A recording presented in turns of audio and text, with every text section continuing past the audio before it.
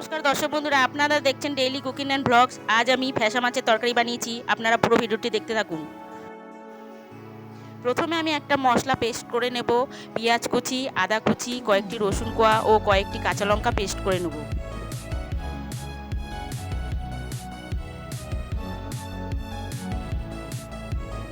এতে আমি হলুদ গুঁড়ো, জিরে গুঁড়ো,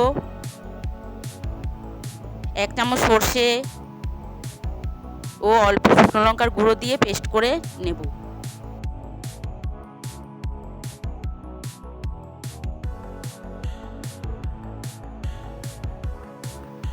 মশলাটি পেস্ট করা হয়ে গেছে। এবার কড়াইতে সরষের তেল গরম করে নেব। আগে থেকে নুন ও হলুদ মাখানো ফ্যাসা মাছগুলো ভেজে নেব।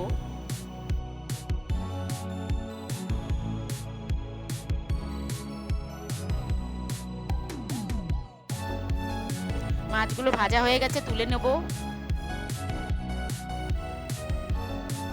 এবার ওই তেলে জিরে ফোড়ন দিয়ে বাকি পেঁয়াজ কুচিগুলো দিয়ে ভালো করে ভেজে নেব।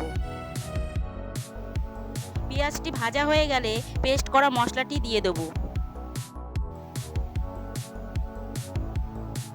এবার স্বাদ মতো লবণ দিয়ে ভালো করে কষিয়ে নেব। আগে থেকে ভাপিয়ে রাখা কাটি কচুগুলো দিয়ে ভালো করে নেড়েচেড়ে জল দিয়ে দিলাম।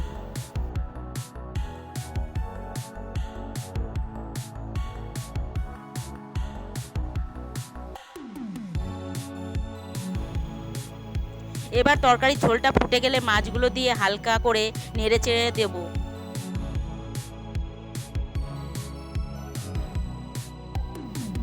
পাঁচ মিনিট ফোটার পর 2 চামচ তেঁতুল জল ও গোলমরিচের গুঁড়ো দিয়ে ভালো করে নেড়েচেড়ে নেব।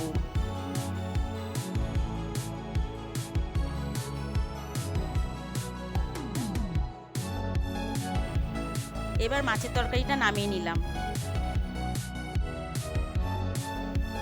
বন্ধুরা, মাছের তরকারি তৈরি। ভিডিওটি ভালো লাগলে কমেন্টে জানাবেন এবং চ্যানেলটি সাবস্ক্রাইব করে পাশে থাকবেন। আবার দেখা হচ্ছে আগামীকাল নতুন একটি রেসিপি নিয়ে। ধন্যবাদ।